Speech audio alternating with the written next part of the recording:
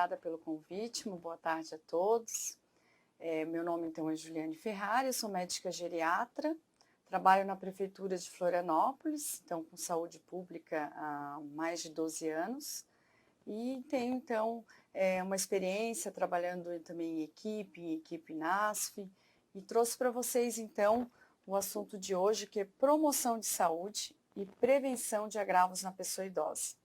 Eu quis trazer uma aula mais prática, um conteúdo mais para a gente realmente pensar na funcionalidade desse idoso, como que a gente pode avaliar essa funcionalidade e ir trazendo assim dados clínicos e fazer um planejamento para a saúde desse idoso.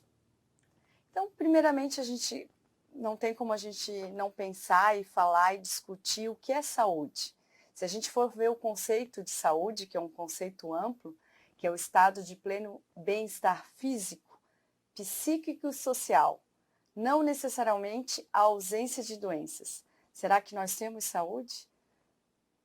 Como está a nossa população em relação à saúde? Então, é um conceito antigo da Organização Mundial de Saúde, de 1947, mas ainda é um conceito atual. Então, acho que serve já para a gente começar esse debate, essa aula, como reflexão.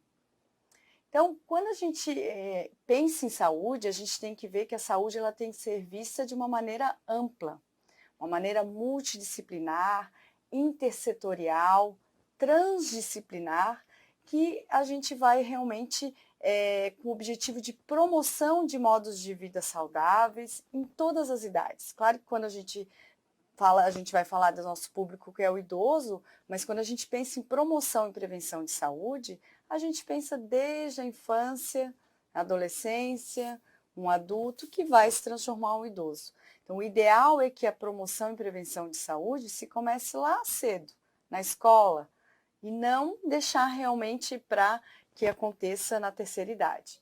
Então, somos nós, os profissionais de saúde, que vamos liderar esses desafios, porque trabalhar com saúde e trabalhar com saúde do idoso é um grande desafio.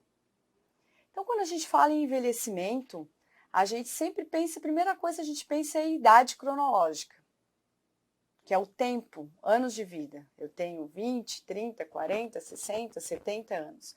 Mas a gente tem que pensar na perspectiva que envelhecimento, ele é biológico. A gente tem a idade biológica, que é muito individual de pessoa para pessoa. Então, ela é difícil de medir. Eu sempre brinco que se a gente colocasse numa sala todas as pessoas com 60 anos de idade, se a gente pedisse para levantar a mão, né, numa sala, quem tem 60 anos, a gente veria diferença entre cada uma dessas pessoas. Algumas vão parecer muito mais jovens e algumas vão parecer muito mais velhas. Então, quando a gente fala em envelhecimento, a gente não pode se fixar na idade. A gente tem que pensar realmente em contextos diferentes, a gente tem que pensar que a gente tem o idoso que mora no campo, o idoso que tem acesso à saúde, aquele idoso que não tem acesso à saúde. Então, são diferenças mesmo entre pessoas da mesma idade e que a idade cronológica ela não é um marcador, simplesmente só ela. Né? A gente tem que ver realmente as mudanças que acompanham o processo de envelhecimento e que pode ser individual e diferente para cada pessoa. Então, a gente também, eu brinco também que a questão assim, fiz 60 anos e envelheci. Não é bem assim. Tem pessoas que começam a envelhecer muito antes e tem pessoas que realmente vão se dar conta do processo de envelhecimento com 70, com 80 anos. Tem pessoas que até têm dificuldade, muitas vezes, de aceitar o seu próprio processo de envelhecimento. Então, eu acho que é uma questão interessante. E lembrar que o envelhecimento é uma fase natural da vida, é um processo inerente, que não descobrimos ainda nenhuma fórmula mágica, né, que possa realmente parar o envelhecimento e que a gente tem que pensar que ele tem 3 aspectos fundamentais. A genética, estilo de vida e ambiente. Antigamente se dava muito valor à genética, que se achava que a genética fosse responsável até por 80% do nosso processo de envelhecimento. E esse valor agora se inverteu. Sabe-se que a genética é responsável por 15 a 20% das nossas doenças. O restante é estilo de vida e o ambiente onde a gente vive. E a gente tem sorte, a gente vai falar um pouquinho depois sobre isso, que Santa Catarina é um excelente estado para se morar. Então, o ambiente realmente não é só ambiente de tempo, temperatura, mas a questão realmente de serviços, acesso, né? A gente conseguir chegar, a saúde chegar até você, ou a gente conseguir chegar até a saúde, né? Questão realmente de produto interno bruto. Então, tudo isso também modifica o nosso processo de envelhecimento. Mas o mais importante de tudo é o estilo de vida. Então, isso já é fato, provado, comprovado, né? Todos os estudos mostram que é o estilo de vida que vai determinar a diferença de um processo de envelhecimento. Então, quais seriam, vamos supor, as diretrizes básicas quando a gente pensa em estilo de vida? Programa regular de atividade física, atividades laborativas, não necessariamente paga, não quer dizer que a pessoa precise receber para aquilo, mas se manter economicamente ativo dentro de uma sociedade, se sentir útil, é muito importante. Ser social e intelectualmente ativo, não fazer uso do cigarro e moderar a ingestão de álcool. Porque o álcool, que é uma coisa que foi durante muitos anos propagada como benéfico, né? Principalmente o vinho tinto, faz bem para a saúde, protege o coração, mas ele tem que ser tomado de maneira moderada. Então, o álcool em excesso, ele é prejudicial, aumenta o risco de várias doenças, aumenta o risco de câncer, né? Pode piorar a diabetes, pode piorar a pressão, desequilíbrio, risco de quedas. Então, apesar de ser socialmente ainda muito aceito, a gente tem que tomar muito cuidado com o consumo de álcool e principalmente entre os idosos. Muitos idosos também começam a beber álcool depois, mais tarde, mesmo com o processo de envelhecimento, e isso é um sinal de alerta que a gente tem que abrir o olho e ver o que está acontecendo com esse nosso idoso. Então, quando a gente adota hábitos de vida saudáveis, a gente está fazendo prevenção de doenças, a gente está prolongando uma vida ativa, porque ninguém quer envelhecer com doenças, limitações, dores, isolamento, né? Como eu já falei anteriormente, fórmula mágica ainda não existe, e acho difícil que venha a acontecer, mas a gente já tem hoje em dia dicas, processos e meios realmente de diminuir as incapacidades que possam vir, né, a surgir com o processo de envelhecimento. Então, a adoção de estilo de vida saudável e a participação ativa também no próprio cuidado da sua saúde é importante em todos os estágios da vida. Então, não interessa também a gente dizer, não, já estou com muita idade, aquele paciente fala para a gente, agora já estou com 80 anos, deixa assim. Não, em qualquer idade vai ser importante a mudança de estilo de vida. Com 80, com 90, com 95. Então, todas as idades são importantes. A gente não pode, lembrando mais uma vez, se basear no Cronos. A gente tem que pensar nos aspectos individuais de cada paciente. Então, o que seria promoção de saúde? Quando a gente pensa em promoção de saúde, a gente tem que pensar nas ações que vão alterar o estilo de vida e que vão resultar numa redução do risco de adoecer ou no risco de morrer. Então, esse é um conceito também antigo, de 1992, mas é um conceito atual.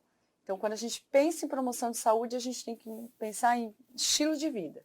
E quando a gente pensa em prevenção das doenças, o que ela abrange? Ela abrange a prevenção e o tratamento também de enfermidades que são comuns nos indivíduos daquela mesma idade. Então, a gente está falando dos idosos, então, aqueles que estão envelhecendo. Então, a gente tem 3 tipos de prevenção, que as 3 são importantes e todas vão contribuir para o risco de incapacidades, mas são diferentes. Então, a prevenção primária é eu não ter aquela doença. Então, se eu não fumo, eu não vou ter as consequências negativas relacionadas ao cigarro. Se eu não estou com obesidade, se eu não estou realmente sedentário, então isso é prevenção primária, eu não ter uma determinada doença. É fundamental.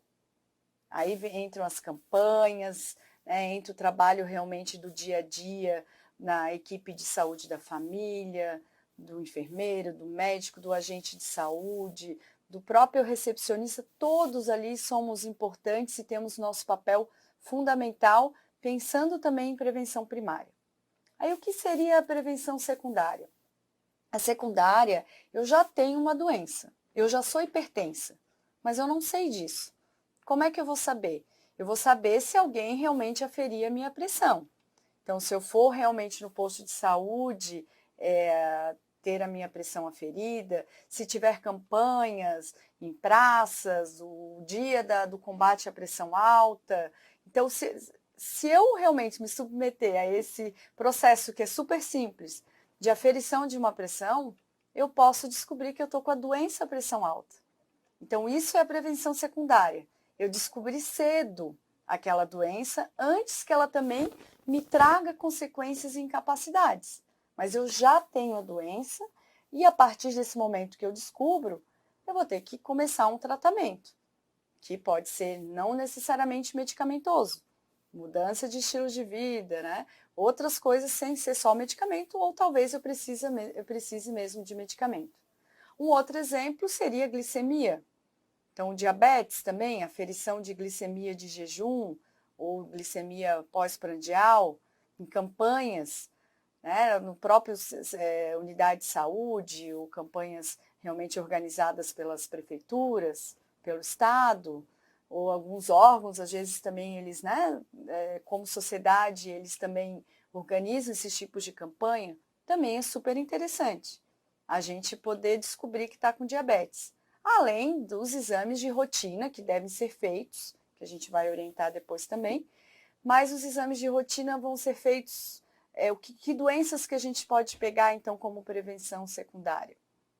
Diabetes, dislipidemia, né, problemas de tireoide, problemas de vitamina B12, vitamina D. Então é uma forma também de prevenção secundária, de eu detectar aquela doença que eu já tenho, mas antes que ela realmente me cause consequências. Que aí entra a prevenção terciária. Prevenção terciária, a gente está referindo a tratamento clínico adequado. Então, por exemplo, eu já tive um AVC e eu estou agora acamada por um AVC. Então, um tratamento de fisioterapia, um tratamento realmente, ver se as minhas medicações estão em dia, se eu estou tomando corretamente as minhas medicações, se eu estou realmente com meus níveis de glicose, de colesterol, se a minha pressão está boa. Então, isso é um tratamento clínico terciário. Então, eu já tive alguma consequência de uma doença crônica, principalmente, e agora eu preciso reabilitar, tratar bem aquela doença para que eu realmente tenha uma estabilidade e que também diminua o risco de eu ter novamente um evento isquêmico, né, cardíaco ou cerebral, ou que eu tenha uma queda relacionada àquele minha hemiparesia, minha parestesia também de uma perna. Então, é muito importante também. Então, eu acho que deu para entender os diferentes tipos de prevenção e a importância de cada um. E os três são importantes. Então, agora entrando no nosso objeto de estudo, que seria o idoso. Então, quem é o idoso? Acho que isso todo mundo já sabe, né? No Brasil ainda o idoso é o indivíduo com 60 anos, né? Preconizado pela Organização Mundial de Saúde nos países em desenvolvimento. A tendência no futuro é que realmente passe a ser 65 anos, né? Ainda não existe nada em andamento no momento, mas é uma tendência geral, até pelo próprio processo de envelhecimento do país e do mundo também. Então, por isso que também temos que nos preparar, que provavelmente daqui a um tempo vai mudar. Então, a gente sabe que a população brasileira se ampliou rapidamente, que realmente teve um rápido aumento do número de idosos, que a faixa etária acima de 60 anos é a que mais cresce, que no período de 1950 a 2025, estamos quase lá, segundo as projeções da Organização Mundial de Saúde, o grupo de idosos no Brasil vai ter aumentado 15 vezes, enquanto a população total vai aumentar 5 vezes. Então, tá aí, né? É a realidade. A é um fenômeno mundial, é uma tendência mundial. Então, em 1950, nós tínhamos 204 milhões de idosos, e em 2050 a projeção será de 1 bilhão e 900 milhões de idosos. Então, o que a gente vai fazer com os nossos idosos? O que a gente vai pensar, principalmente em termos de saúde pública, como que nós vamos cuidar e dar conta dessa população? Então, mais aqui uma tabela mostrando os idosos do mundo.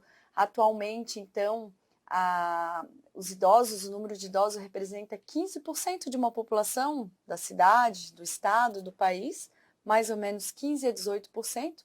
E em 2050, então, serão 25%. Então, 1/4 da população da sua cidade, do seu estado, do seu país, do mundo, será de idosos. Essa tabela também, acho que todo mundo já está bem, desculpa o gráfico, acostumado a ver, né? Bem interessante, que antigamente a gente falava da pirâmide e que já faz tempo que a gente não pode mais chamar o processo de envelhecimento de pirâmide, sim, a gente chama hoje em dia de barril, né? E que a gente sabe que aumentou bastante, então, o número de idosos, principalmente as mulheres ainda são maiorias e ainda vivem mais, a gente pode perceber do lado direito são as mulheres, né? E a população acima de 80 anos também está crescendo bastante. Então, em azulzinho mostra a população de 2002 e em laranja 2025.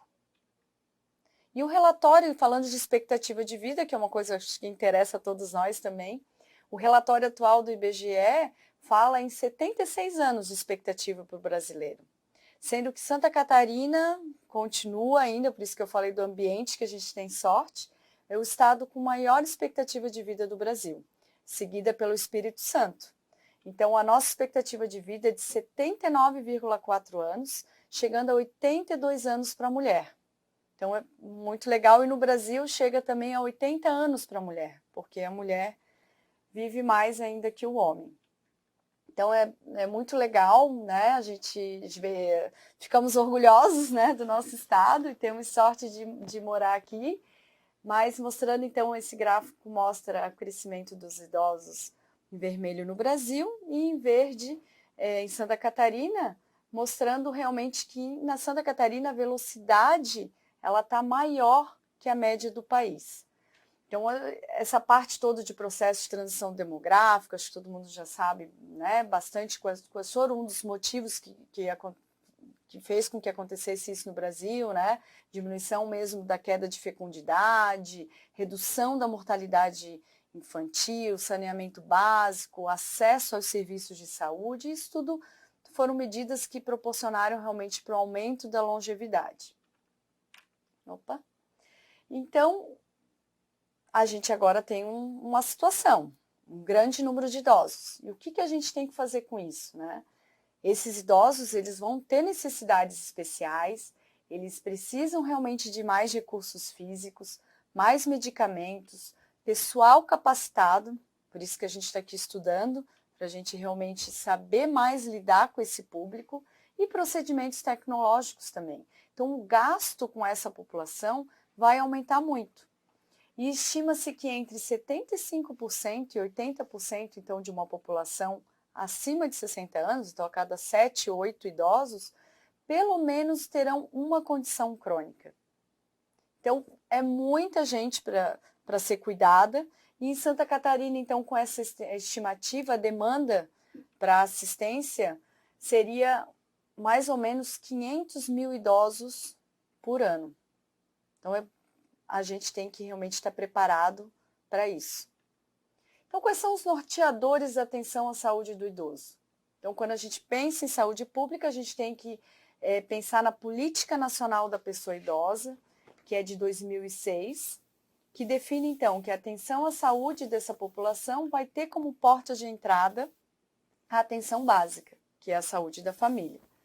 Então, a atenção à saúde da pessoa idosa na atenção básica, ela é um diagnóstico, um processo diagnóstico multidimensional e transdisciplinar, como já foi falado. Então, são vários os autores responsáveis por esse processo.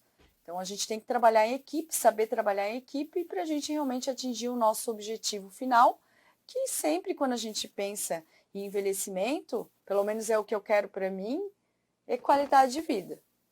Então, a gente tem que pensar em melhorar a qualidade de vida desse nosso idoso, melhorar a autonomia, independência e a funcionalidade desse nosso idoso.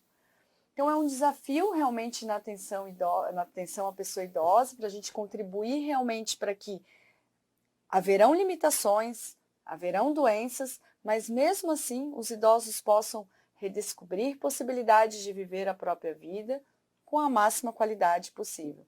E essa qualidade de vida, ela também tem que ser vista dentro de um contexto familiar, um contexto social.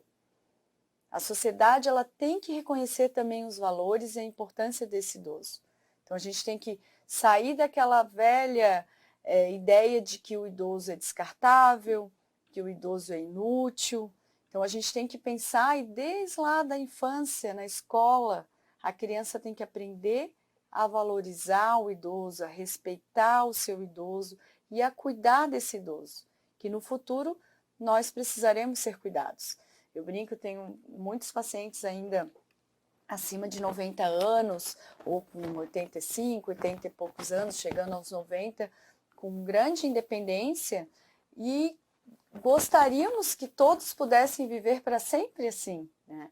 Mas a gente sabe que vai chegar uma hora, pode ser que essa hora chegue com 98 anos, com 100 anos, mas vai chegar uma hora que todo idoso vai precisar de cuidado, e vai precisar ser valorizado, e vai precisar ser respeitado. Então, esse respeito e essa valorização, ela tem que vir da sociedade, principalmente da família. Então, algumas ações que a gente faz já aqui em Florianópolis e que podem servir também de exemplo e ajudar vocês em relação à promoção e prevenção de saúde, é a caderneta de saúde do idoso, que eu vou mostrar para vocês um pouquinho adiante. Prontuário eletrônico, acho que facilita, né, as cidades que já têm, acho que vocês vão concordar que facilita bastante, né, a nossa vida, interação também de vários colegas poderem estar, né, ciente, vendo o que está acontecendo com aquele idoso. Programa de atividade física, que imagino que a grande maioria das unidades de saúde já tenham seus programas, né? Eu acho que isso é muito legal também, esse acesso à atividade física dentro da sua própria comunidade, não precisar ir para um lugar mais distante. E também ações de vigilância e prevenção à violência contra o idoso. Eu estou participando agora, junto ao Ministério Público, da elaboração de um protocolo, então a nível estadual, para que a gente realmente possa ter um fluxo relacionado à violência de idoso único, né? É isso que a gente está se propondo a fazer, para que a gente possa realmente ajudar, mesmo a pessoa que esteja aqui na capital, né, chegar e ter a sua denúncia e ser atendido, assim como pessoas que estão realmente em cidades muito pequenas no interior. Então, se a gente pensar em prática clínica, na prevenção da prática clínica, eu trouxe aqui alguns norteadores, assim, que seriam, vamos supor, os passos fundamentais para a gente pensar realmente em prevenção de saúde do idoso. Então, o cigarro está ali número 1 e é fundamental, combate ao tabagismo. Acho que a gente tem observado que realmente está se voltando a fumar, né? Não sei bem ainda quais são esses motivos, mas eu acho que isso é importante para a gente prestar atenção. Talvez está faltando a gente fazer de novo campanhas e relembrar os malefícios do cigarro. Agora em agosto teve o Dia Mundial de conscientização também contra o fumo, o tabaco, mas a gente também não pode se basear num dia, num mês só, para a gente falar desses assuntos tão importantes, né?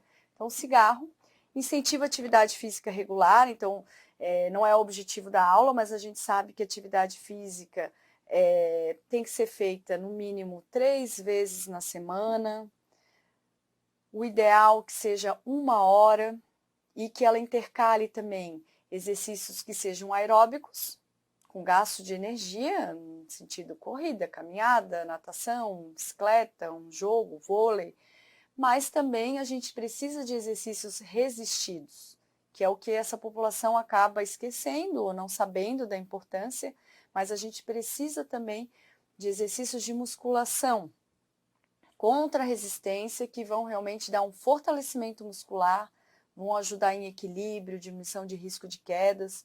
Então é um desafio bem grande a gente realmente conseguir que o nosso idoso faça uma atividade física e ainda uma atividade, claro, supervisionada, o tempo correto e de acordo também com de repente, características individuais de cada um, né?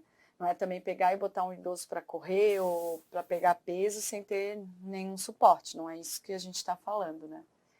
A dieta saudável, a gente sabe que ainda a dieta também não é objetivo esmiuçar, mas a gente sabe que uma dieta, quanto menos açúcar, menos sal, mais frutas, verduras, proteínas, integrais, grãos, a gente sabe que a gente vai estar comendo melhor, né? Então, por isso que a gente tem os nossos, a equipe do NASF, que tem os vários integrantes aí profissional, que nos ajudam em todas essas também ideias de prevenção na prática clínica.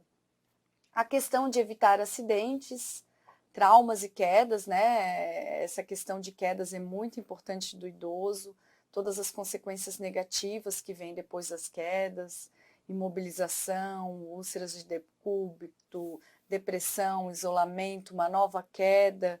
Então é bem importante, está relacionado também com a atividade física, né? Porque quanto melhor for o condicionamento físico desse idoso, menor vai ser o risco de quedas, né?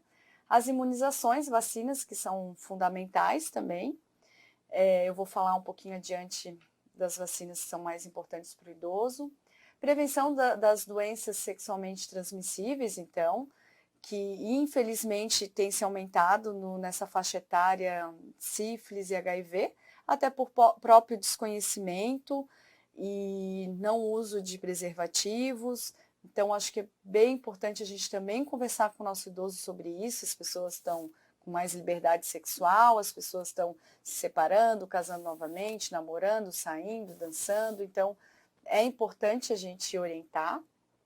Prevenção de osteoporose também, acho que com baixo consumo de leite, a onda de que leite é ruim e as pessoas não, ou as próprias intolerâncias que vão surgindo também com o processo de envelhecimento. Então, se consome menos leite, menos queijo e acaba também sendo um fator de risco para a osteoporose, além do cigarro, além da inatividade, de quedas. Então, a osteoporose também é bem importante, né?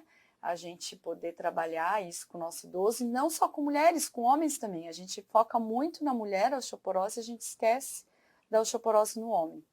O rastreamento periódico de câncer, que é fundamental também. A gente tem hoje em dia, né, exames disponíveis que nos ajudam nisso, na mulher principalmente mama, intestino. Nós estamos no Setembro Verde, que, né, nos ajuda a lembrar também da importância da colonoscopia. Então, pensar também nas mulheres colo de útero, preventivo, pulmão também, são os 4 principais cânceres nas mulheres, e nos homens a gente também pensar na próstata, né, um rastreamento não para todo mundo, mas um rastreamento para quem realmente tenha sintomas, o que a gente saiba que realmente vai trazer um benefício, dependendo, claro, da idade, não é uma coisa para todo mundo fazer PSA, mas tem as suas indicações, né? Pensar também em pulmão, intestino, que são também os principais cânceres nos homens também, né? Estômago também, né? Então, tudo isso também a gente pensa que quando a gente pensa em câncer, a gente pensa também em parar o cigarro, a gente pensa em diminuir álcool, a gente pensa também em alimentação saudável, diminuir a obesidade. Então, todos também são fatores de risco para o aumento de câncer, né? E a saúde oral, não menos importante, que os idosos esquecem de ir no dentista, né? Eles usam próteses ou às vezes nem estão usando e acham então que não precisam mais ir no dentista. Então é nosso papel, faz parte do nosso papel, orientar que esse idoso deva ir no dentista regularmente. Então, voltando aqui na assistência clínica, a gente sabe que as equipes de saúde da família, que contando com o apoio matricial de geriatria e do NASF também, é a nossa porta de entrada, né, para assistência do idoso. Aí eu trouxe aqui para vocês algumas fotos, então, da caderneta de saúde do idoso de Florianópolis, mostrando a identificação, lista de problemas, observações do agente comunitário, questões também de direitos dos idosos, de ter uma boca saudável, cuidados com a alimentação, dicas de exercício, prevenção de quedas, né? Tudo isso vai estar disponível depois para vocês fazerem o download. Sexualidade na terceira idade, cuidado ao usar os medicamentos. E agora que eu vou parar um pouquinho aqui para a gente falar da vacinação, né? Então, quais são essas 3 vacinas que são muito importantes para o idoso, né? A questão da vacina da gripe, que é a influenza, todas as pessoas acima de 60 anos. Então, a gente tem as campanhas, esse ano a campanha foi bem ruim, né? Os índices de vacina baixaram um pouco em relação ao ano passado, então acho que cabe a nós também, profissionais de saúde, estarmos orientando que é uma vacina segura, que não dá reação, que é vírus morto, e também explicar para as pessoas que a gente mesmo tomando a vacina, a gente pode pegar gripe ou um resfriado, porque são vírus diferentes. Então a gente tem que orientar, eu gosto de orientar que a vacina da gripe, ela tem 3 vírusinhos ali dentro, né? Então ela previne contra esses 3, e esses 3 são aqueles que aumentam morbimortalidade. Então, às vezes a pessoa pensa que, tomei a vacina, não vou ficar nunca mais gripado. E também não é isso que acontece. Então, é questão de orientação, de diálogo. A de pneumonia P23 está disponível no SUS, a princípio, então, para pessoas, para acamados, pessoas que vivem em instituição, mas pessoas também que são diabéticas, doenças pulmonares, também devem usar, também renais crônicos, imunossuprimidos, devem usar também a pneumonia 23. E a de difteria e tétano, que é de 10 em 10 anos, essa então todo mundo esquece de tomar, não só os idosos, mas toda a população em geral. Então é importante a gente sempre ver se nosso idoso está com as vacinas em dia. As vacinas novas, que não estão aqui nesse calendário, que ele é dessa caderneta, que ela é um pouquinho mais antiga, mas é a questão da febre amarela, que agora nós temos, chegou a Santa Catarina, né? Então a gente tem que ver bem os riscos e benefícios, porque ao contrário da vacina da gripe, é um vírus que ele tem... É um vírus atenuado, então pode dar reação, então eu tenho que ver se aquele meu idoso tem condições ou não de tomar aquela vacina. E se ele já tomou, agora a vacina também é única durante a vida, então não tem a necessidade de repetir. E a vacina do sarampo não tem recomendação para ser dada para os idosos, tá? Os idosos, eles a princípio, eles foram realmente vacinados e estão protegidos, fora algum caso que a pessoa tenha certeza absoluta que nunca tomou a vacina na vida, ou que realmente teve contato, né? Daí são questões até da vigilância epidemiológica, mas de recomendação geral, o idoso não precisa tomar a vacina do sarampo. Então aqui temos as observações, continuando a caderneta, observações do médico, internações, número de quedas, evolução, um campo para consultas especializadas, observações da enfermagem, controle de glicemia, pressão, peso, observações da odontologia e da equipe multidisciplinar em si, tá? Então, voltando agora, quem que a gente tem que ter prioridade de cuidados ao nosso idoso? Quem que a gente realmente tem que tomar bastante atenção? Idosos acima de 80 anos, que vivem só, que sofrem de luto ou depressão, que apresentam algum grau de deficiência cognitiva ou já no estado de demência, Alzheimer ou demência vascular, vítimas de quedas, polifarmácia, que são aqueles que usam mais do que 5 medicamentos por dia, com visitas frequentes no médico, internações recentes, doenças crônicas e também as chamadas síndromes geriátricas, que são uma das síndromes, a insuficiência cognitiva, que já está falado ali, a instabilidade, que já está falando ali na quedas também, a questão de imobilidade, então, as incontinências também, e também a parte toda de insuficiência familiar.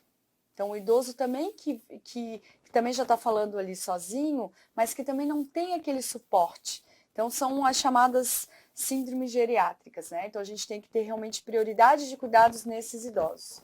Pensar também nos fatores socioambientais, então, considerar valores culturais, religiosos, expectativas de vida daquele paciente, os anseios daquele paciente, necessidades especiais de ambiente, as relações, né, familiares, conflitos, o estresse do cuidador, a gente tem que cuidar daquele que cuida também, né?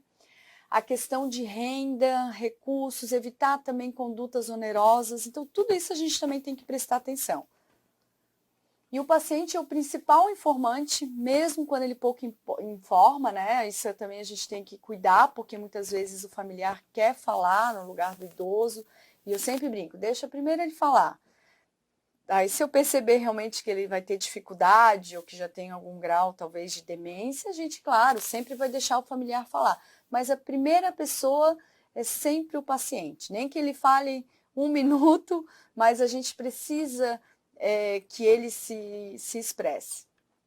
Então, para a gente terminar aqui a nossa aula, eu trouxe algumas escalas de avaliação geriátrica, então, para a gente pensar na funcionalidade, para a gente medir, né, para a gente poder, como eu falei, a idade lá biológica, no começo eu falei que é difícil de medir, né, de precisar, mas existem escalas que nos ajudam a ver questão de capacidade funcional.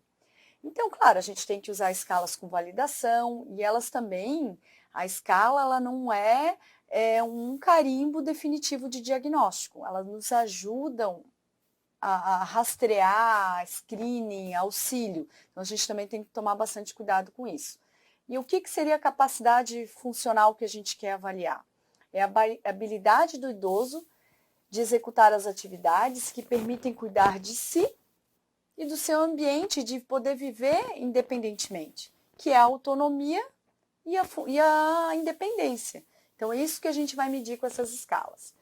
Então, a gente tem as escalas de atividades básicas da vida diária, que a gente vai avaliar tarefas simples de autocuidado, e isso é o que a gente, por último, perde num processo de envelhecimento.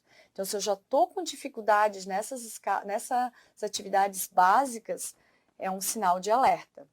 E o nome da escala que a gente usa, que está também na nossa caderneta, é o índice de CATS.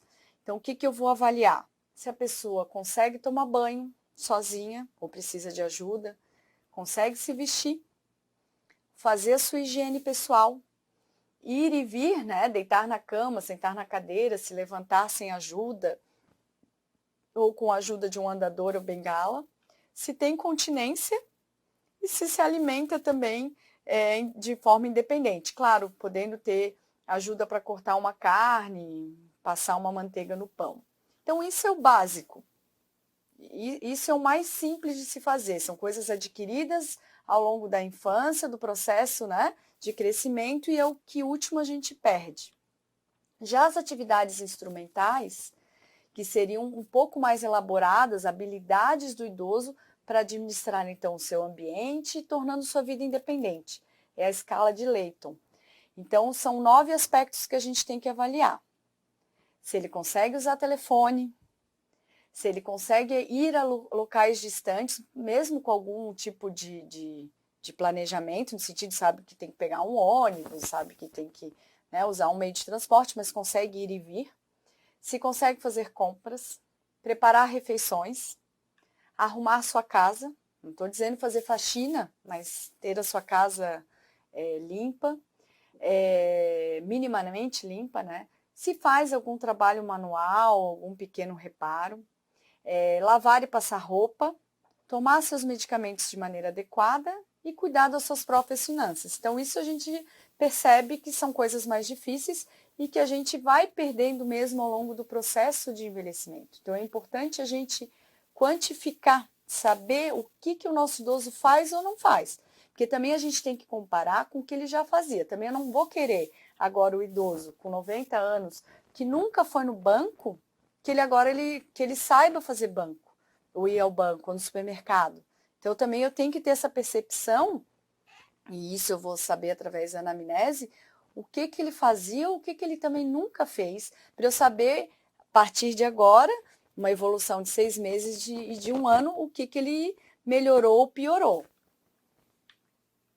Que é isso aí que a gente quer, né? A gente quer ter autonomia, independência e qualidade de vida. Então, aqui, para finalizar, eu trouxe uma sugestão que está dentro do nosso protocolo do idoso também, de Florianópolis. A gente tem um protocolo também de idoso, que também acho que é bem fácil acesso na internet. Um idoso, então, de baixo risco, independente, com uma rede de suporte social suficiente, não frágil, o que ele deve consultar? Né? Uma consulta anual com médico de família, anual com enfermeiro, dentista 6 meses, matriciamento se necessário, alguma dúvida pontual que o médico de família, né, queira tirar, e o estímulo à manutenção do autocuidado, preservação da capacidade funcional, adesão à prática de atividades de prevenção e promoção de saúde e de hábitos de vida saudáveis, que isso a equipe NASF é o que nos auxilia nesse processo também. Já um idoso com médio ou alto risco, com qualquer grau de dependência, pode até ter uma rede de suporte social suficiente ou não, e com um ou mais critérios de fragilidade, esse idoso ele tem que ser visto mais vezes, no mínimo de 6 em 6 meses, ou na unidade, ou até visita domiciliar, e algumas vezes o médico vai decidir, ou a equipe em conjunto decidir que seja visto de 4 em 4 meses, de 3 em 3 meses, consulta com enfermeira também a cada 6 meses, intercalando também essas consultas, o ideal é que intercalasse com a consulta médica. Uma avaliação interdisciplinar também, conforme a necessidade do idoso, com matriciamento do NASF, do geriatra, dentista de 6 meses e a mesma coisa que o idoso anterior, o estímulo à manutenção de autocuidado, preservação da capacidade funcional, atividade física, hábitos saudáveis e que a equipe realmente NASF acaba nos ajudando. E o resultado esperado com isso é realmente melhorar a qualidade de vida e manutenção da autonomia do indivíduo. Então, é isso que a gente quer, independência, autonomia, e é importante essa avaliação funcional, que vocês usem essas escalas para a gente realmente ter um diagnóstico daquele nosso paciente. E com esse diagnóstico a gente poder ter um planejamento, a gente poder pensar em prognóstico, a gente ter um julgamento clínico adequado e a gente poder pensar em conjunto as melhores ações para aquele paciente. Então, acho que era isso. Eu trouxe também um caderno de atenção básica também, que vocês podem fazer o download pela internet, que esse é do Ministério da Saúde. Também ele está, apesar de ele ser antigo, ele está bem completo, bastante informação, também todas as escalas, né? E eu trago aqui como reforço para a gente lembrar que para envelhecer com saúde a gente realmente precisa de exercícios físicos regulares, alimentação adequada, manter peso ideal, não fumar e pouco álcool. E não posso também deixar de falar das questões também de socialização, espiritualidade, que cada vez mais também tem comprovação científica, que ajudam e auxiliam também no processo de envelhecimento com qualidade de vida. Então, eu agradeço, deixo aqui né, uma lição aqui, né, um desejo até que a gente realmente concorde em relação a isso, de que envelhecer é um desafio, é fácil, não é fácil, é fácil lidar com o processo de envelhecimento, não é fácil, mas ele é uma conquista. A gente tem que ver o envelhecimento como uma coisa boa. Eu acho que isso que a gente tem que mudar, tirar esse lado negativo de que envelhecimento é ruim, porque só envelhece quem não morre cedo. Eu sempre gosto de brincar também, né? Então, ele é uma conquista e nunca um problema. Então, agradeço. Estou disponível, então, para perguntas e respostas. E estamos aí. Obrigada.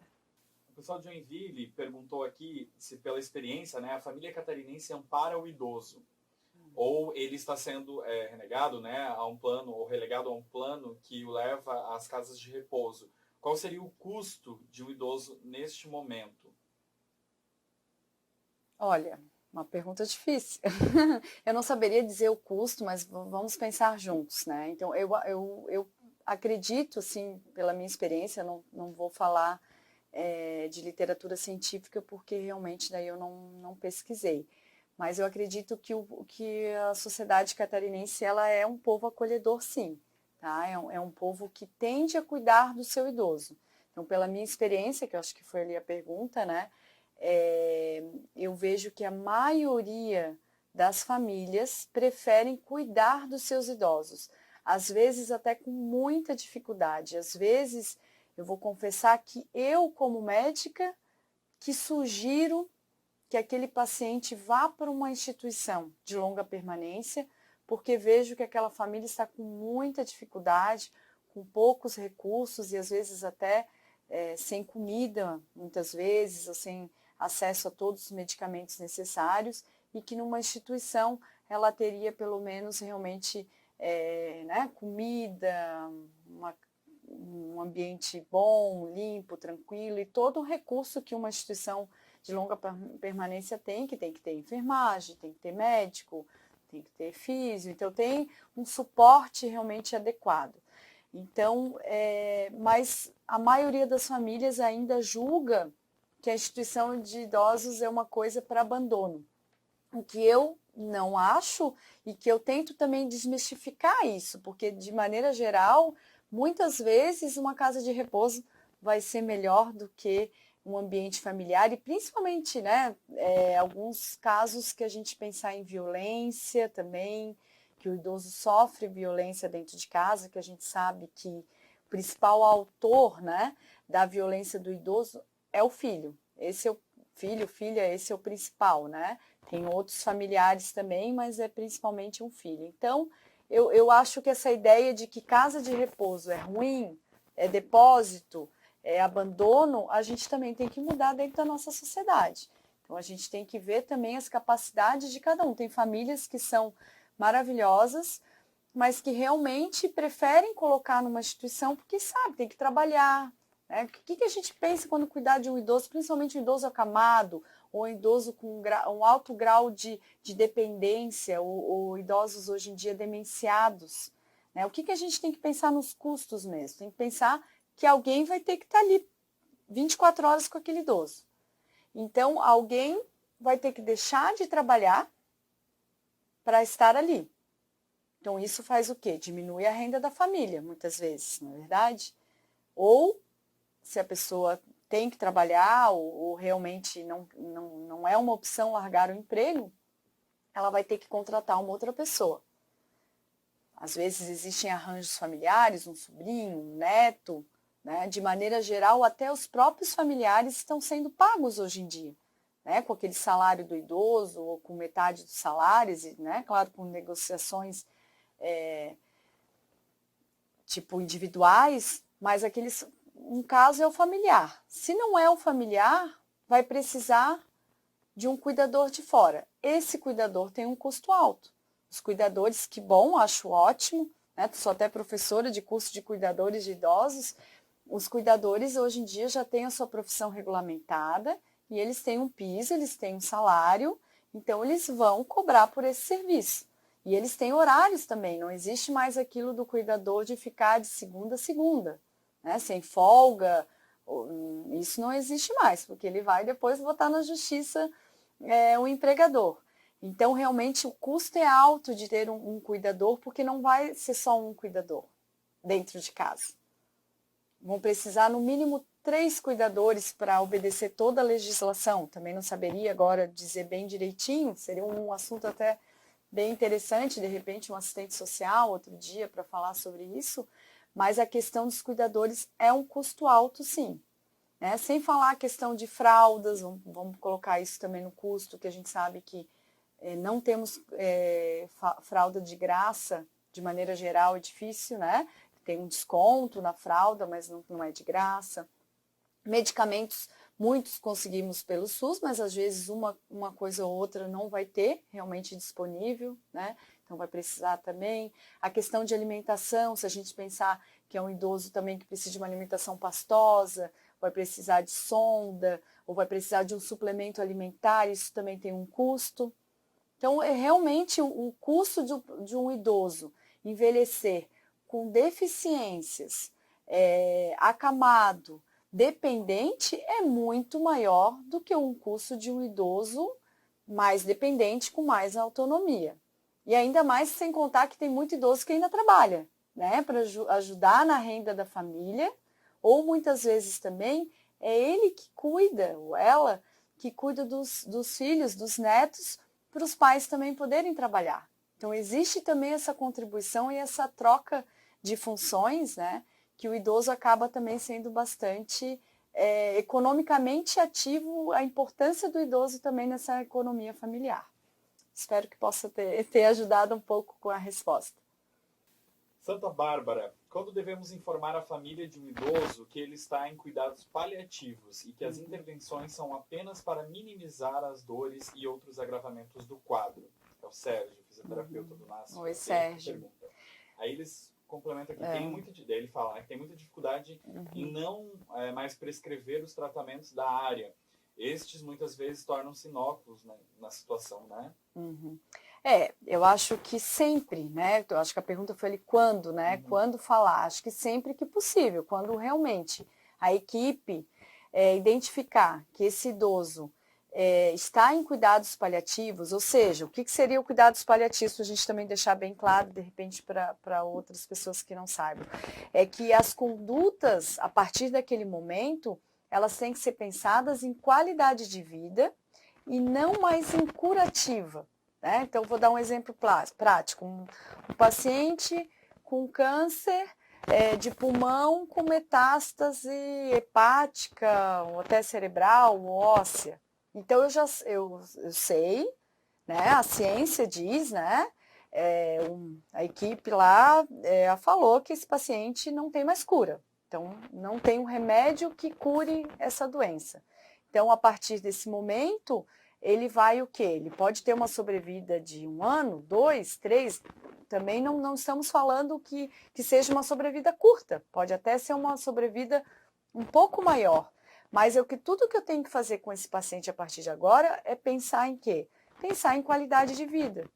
Pensar no tempo que ele possa ter de vida ainda. É claro que ninguém tem uma bola de cristal, ninguém tem o poder absoluto de determinar com exatidão o tempo de vida que uma pessoa ainda tem. Isso a gente ainda não tem esse poder. Mas a gente, mais ou menos, pelos estudos, pode prever. Então, cuidados paliativos é isso. A gente deixar de fazer coisa que vai ser onerosa, muitas vezes, para a família ou para o serviço público, né? Ou para o público, que vai realmente trazer mais malefícios do que benefícios. Então, sempre que a gente puder conversar com a família, né, sobre isso, é fundamental. Vou dar outro exemplo também, demência, uma pessoa com Alzheimer. Então, a gente sabe que Alzheimer não tem cura. Então, o Alzheimer é considerado uma doença de cuidados paliativos? Sim, né? Não estou dizendo uma pessoa que começou com Alzheimer hoje, mas vamos supor, está com 90 e poucos anos, já está com 10 anos da doença. Ele é considerado cuidados paliativos. Então, para essa pessoa, eu vou fazer mamografia nela? Vou fazer colonoscopia? Vou submeter a procedimentos desnecessários? Não. Né? Agora, eu vou tratar uma gripe, uma pneumonia? Sim. Porque ela pode ainda viver um tempo eu tratando essa pneumonia. Mas eu vou fazer uma cirurgia de troca de válvula, por exemplo, uma cirurgia neurológica ou até de um tumor num paciente com Alzheimer já moderado, avançado? Não. Então, isso é cuidados paliativos, é a decisão em conjunto, que eu acho que é muito importante a gente, como profissional, colocar a família ciente de tudo e a gente poder decidir em conjunto. Essa compartilhação de decisão o mundo atual agora, a gente poder realmente tomar juntas decisões. Né? Não existe mais aquela era de que realmente um médico, ou enfermeiro, ou fisioterapeuta, qualquer profissional que seja o detentor de todo o saber e que diga, é isso e pronto. Então, a família e o paciente, claro, dentro do possível, quando ele tiver lucidez, ele é o responsável também por essa tomada de decisões. Então, é bem legal esse assunto de cuidados paliativos, não foi, né, o nosso assunto da aula, acho que também é um tema super interessante para ser falado, bem amplo e complexo, mas realmente a gente tem que, o diálogo é fundamental. Eu quero agradecer mais uma vez a participação e realmente fico feliz, né, que a gente possa de alguma maneira ter ajudado para contribuir para essa avaliação um pouco mais prática, então, e pensar realmente em capacidade funcional do idoso, autonomia, independência e qualidade de vida. Então, eu termino com esses recados e fico feliz pelo interesse, né, sobre o tema. E é isso aí. Obrigada.